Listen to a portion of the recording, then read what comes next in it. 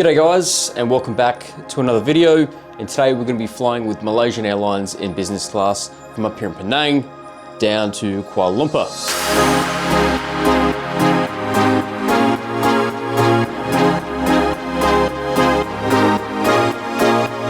Now I've done this route many times before. When I say many times, I've actually traveled it by train, I've flown economy, different airlines, etc. So it's going to be interesting to see if the business class is actually worth it or not. I mean, today I only paid about $207 Aussie. Now today I also have a lounge pass, so that will be interesting to see whether there's actually anything in there in terms of, you know, food, drinks, etc. I'm not too sure. Penang is quite a small sort of airport. So I'm half thinking maybe it's more so just going to be your, I don't know, typical sort of small lounge, small regional sort of place that maybe just like couches, charging points, etc. Maybe might not really have any sort of food or anything. I really hope they do, because I'm, you know, pretty hungry. It's about 7 a.m. in the morning here, or probably about 7:30 now. Aside from this, last time I flew Malaysia Airlines would have been about, I'm going to say 3.5 years ago. I flew them economy from Kuala Lumpur up here to Penang. And you know, that was really good actually. There was, I believe there was a meal on board. It's like a full cost carrier, so even for like a short flight, which I think was maybe about 40 minutes max, there was a meal on board and I actually really enjoyed it. So it's going to be interesting to see today what the difference is between economy and business class, between short sort of regional routes such as this one here today. I'm only expecting, yeah, like I said, maybe 30-40 minute flight. So, you know, it's not the best chance to really get an opportunity to see what it's like, but at the end of the day, Malaysia is not a big country. I'm flying pretty much to the north, I guess you call it the northwestern end, down to the south sort of western end, or sorry, southeastern end. Although when saying this, tomorrow night I'll be flying the A350 with Malaysia Airlines, much longer, probably about 7 hours up to Tokyo. So that should give me a really good perspective on that one, but yeah. Anyways guys, I think I'm just about all packed up here, ready to head off to the airport. And like I said, hopefully the lounge has something to eat, because I'm pretty damn hungry. But either way, we'll survive, we'll figure something out, won't we? All right guys, I'm gonna call my Grab, get myself, hello me. Anyways guys, I'm gonna organize a Grab to come pick me up now, head off to the airport, we'll check in, get aboard. That's one thing about this airport too. You can't have like a check-in or like a boarding pass on your phone. You need to actually have it printed out. I've learned this the last few times I've come here as well. I've gone through to security, like, no, they won't accept any sort of boarding pass on your phone. You need to have an actual printed ticket. So I'll make sure I get myself a printed ticket boarding pass once we get there, and then we'll head inside, try to find the Plaza Premium Lounge. Hopefully we've got food. We'll go from there. All right, let's go get a Grab.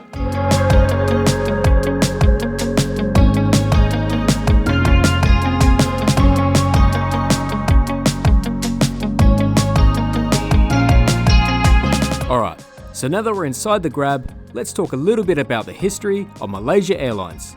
So the airline began in 1947 as Malayan Airways, before being renamed Malaysian Airways following the formation of the independent country Malaysia. After the separation of Singapore in 1965, actually I'll just explain this briefly, this was an agreement between the governments of Singapore and Malaysia, wherein Singapore ceased to be a constituent state and assumed the status of an independent nation. Now back to where we left off. After the separation of Singapore in 1965, the airline was then called Malaysia Singapore Airlines, or MSA. In 1972, the airline split into two separate carriers, what we now know as Singapore Airlines, and at that time, Malaysian Airlines System, since renamed to something that rolls off the tongue a little better, Malaysia Airlines. It went on to become the national carrier, operating both international and domestic routes. Now since we're flying on the 737 today, let's focus more on that side of the airline.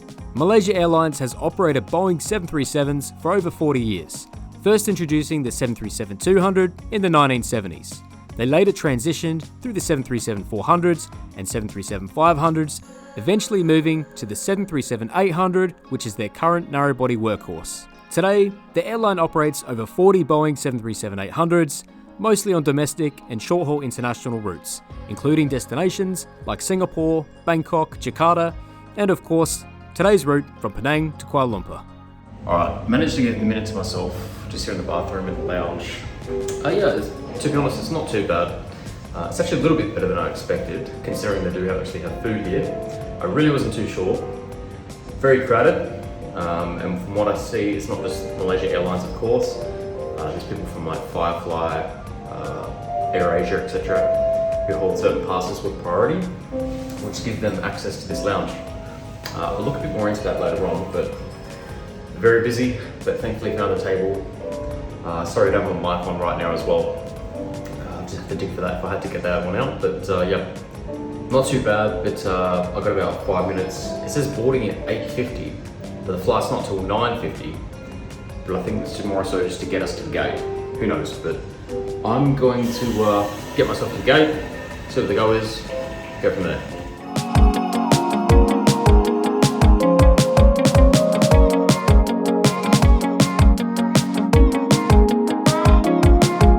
So after waiting around at the gate for a little while, today's aircraft came into sight, which is a 13-year-old aircraft which will be operating flight MH1143 from here in Penang down to KL. This plane actually started the morning here in Penang, flew down to Kuala Lumpur once already, and it's just returned back, ready for our flight. Now since we're in Zone 1 for business today, we're first on the plane and we'll head straight for seat 4A.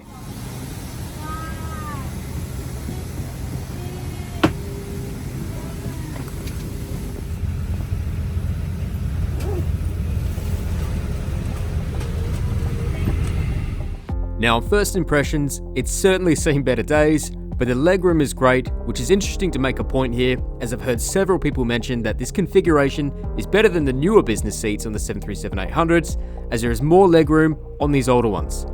For business, it's a standard 2x2 layout with recliner style seats, and for me, I find it relatively comfortable, and so far, it's living up to the price tag of the 207 Australian dollar mark. Not paying for luxury, but paying for a little more comfort, and on and off the plane just that little bit quicker. But I'm interested to see the type of service we get once we're in the air. Now the 737-800s won't be around forever, especially as more 737 MAX 8 aircraft come into service, followed by the 737 MAX 10s, which are currently on order.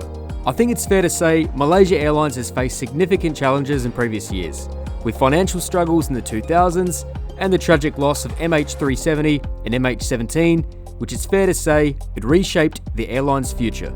Post 2015, the airline underwent major restructuring and rebranding efforts with a focus on improving service, revamping cabins, returning to profitability, and personally, I'd say rebuilding trust.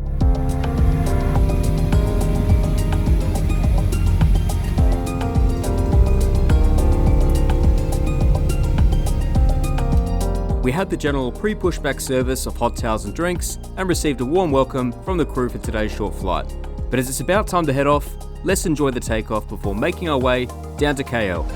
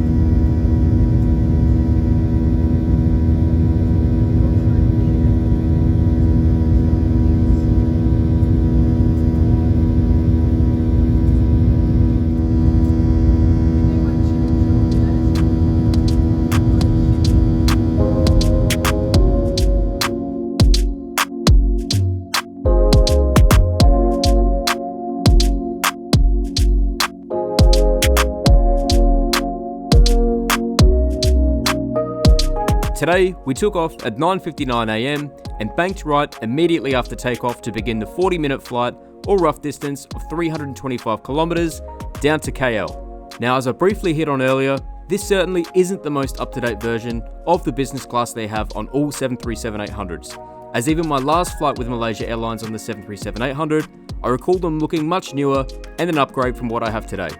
There is an even better version than this on some 737-800s, but as touched on, I've heard some complain about the seat configuration in business and reduced legroom, but you'll have to check out those reviews for yourself and make up your own mind.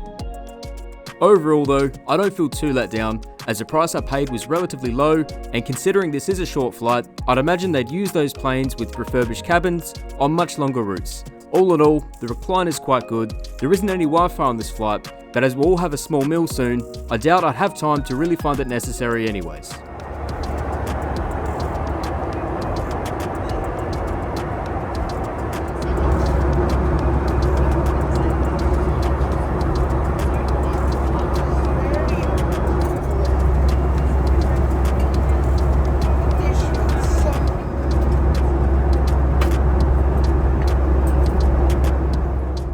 So other passengers had the choice between a curry or a sandwich today, whilst I had the celiac friendly meal being fruit, which is good enough for this short flight. Now, after checking online 3 months out from today's video, I thought I'd make some comparisons between the economy and business class price. For economy, you can expect to pay around 110 Malaysian ringgit, which is about $40 Aussie. And the business is sitting around 350 Malaysian ringgit, so about 127 Aussie dollars. So it's much better value than what I paid. So if you're looking to save some dollars, sure, the economy will be fine, but for a 40-minute flight in business, $127 is very reasonable in my books. Now, it was only 20 minutes into the flight we began our descent into KL, so let's enjoy the landing, and as usual, we'll wrap this video up back at the hotel.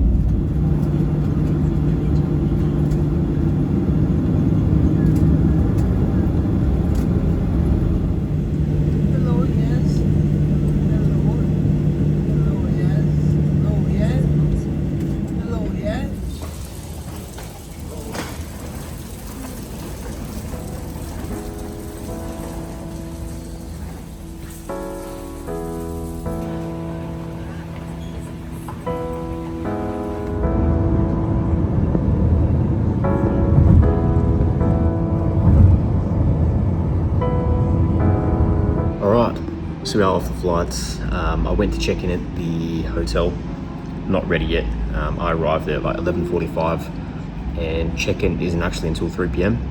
So that's okay. I've just come around the corner, found a nice little steak restaurant to have something to eat, and yeah. Okay, it's about 20 hours since my that last clip you saw when I was at the restaurant, but finally got checked in yesterday and had a decent sleep last night. Took it easy because obviously, as we know, tonight I'm flying up to Tokyo. But yeah, Malaysia Airlines 737 business class. I'd say overall, would I fly with them again in business class? Yes, absolutely. The reason mainly being is the cost. It was not overly expensive, as we know, at least my opinion, compared to what you'd pay in economy.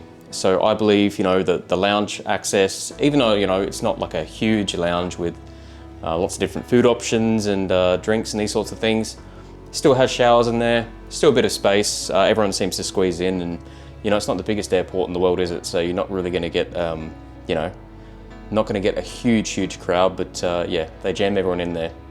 Aside from that, obviously first on the plane, first off the plane, you know, that's an added benefit in itself. And aside from that, you know, getting a small little meal. I'm pretty sure I'm gonna go back over the footage. I would have mentioned it probably throughout this video, but I'm gonna go back over the footage from my economy flight with them on the same route, but the other way around, KL to Penang, I think it was 2022, and just see if I got a meal on that flight. I'm not overly sure, but you know, that was, you know, for a 40-minute flight, you know, that was quite good getting that, even if it was just fruit on my end. The other customers getting the option between a sandwich or a curry, so that was pretty damn good. I'm just admiring this view right now. Here, I'll show it properly in a second. That's actually just down there.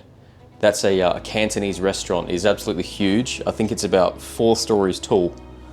And in the evening, last night was Friday night, a few cars were stacking up there. Over this side over here, got a little lake down here. And then a bit hard to see from here, but I'm gonna try and twist it. You might just be able to see up there. There's one of the Petronas Twin Towers right there. Later on, I'm gonna go for a walk. Checkout here's at 12 p.m. today, so I'm gonna go for a bit of a walk over there and go to KLCC Park, take a few photos, and yeah, got a lot of time to kill today before we head to the airport, so. Yeah, I mean, if I was gonna say any sort of negatives about the flight, they're not really negatives, are they? I mean, they're just sort of like little add-ons which could have made it, you know, a bit more, you know, 5-star, what I'd call it, I suppose you could say. One of them being Wi-Fi, but to be honest, it's pretty common not really to have Wi-Fi on some of these flights, and yeah, that's just a small thing, isn't it? It was only 40 minutes. Aside from that, I can't really think of anything else. Another positive was, you know, obviously the crew, friendly, kind, cheerful, nice, happy, all those good things. And yeah, overall, if I was gonna rate the flight on a scale of 10, I'd give it a 7.5. It was a good flight. I'd pay the money again because it wasn't much at all, just to fly business with them on the 737. And yeah, who knows? I'll probably fly on their 737 again one day when I go back to Penang, because I absolutely love Penang. But yeah. All right. Well, guys, if you made it this far into the video, I really appreciate you sticking it out, making it this far in. I hope you have enjoyed it. Hopefully it's been insightful. If you're ever going to be flying Malaysian Airlines in 737, whether it's economy or business. And yeah, I hope you can join me on my next one when we're heading up to Tokyo, which will be my flight tonight. We're going to be flying on the A350 in business class, and we'll get the lie flat there, and hopefully try and get a few hours sleep before we rock up into Tokyo tomorrow morning, bright and early. Flying into Narita, and it's probably going to be, I remember last time I flew in there, from when you land to when you actually get to your hotel, it's about 3 hours anyway, so I'll probably get to my hotel around 10:30 in the morning, and then I'll have a good 5 hours to kill out in the streets of Tokyo before I can check in, but all is well. Once again, guys, thank you so much for watching. Hope you have enjoyed it. If you have liked the video, please consider giving it a like. It does actually help the videos out. And if you're not subscribed, please consider subscribing if you like this sort of content. And yeah, we got a bunch more coming up. Going to be doing a few flights in Japan. So after this flight tonight, in about 4 or 5 days time, I'm going to be flying to Sapporo. Really looking forward to that one. That's going to be first class on the A350 Japan Airlines, the domestic first class. And then we'll head back on the budget option with Jetstar. We're also going to be flying Peach Airlines while over there, which I've never flown with before. And then we're going to jump on another sort of cheap airline over to China, Spring Airlines. And in China, well, there's another flight there. But anyways, guys, won't rabbit on too much longer. Appreciate you watching. I'll catch you in the next one. See you later. Bye.